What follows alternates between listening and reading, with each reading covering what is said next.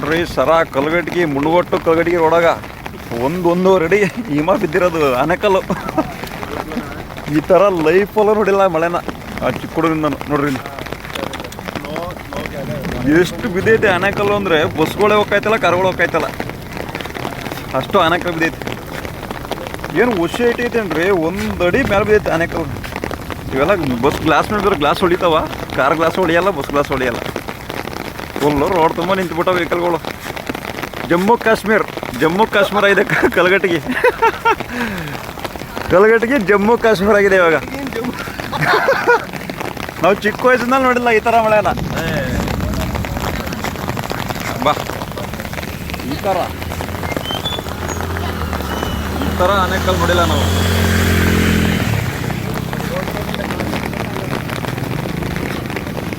ಬಸ್ಗಳೇ ಹೋಗ್ತಾಯ್ತಲ್ಲ ಅಂದ್ರೆ ಕಾರೇನೆಲ್ಲ ಹೋಯ್ತವೆ ಅವ್ರಿ.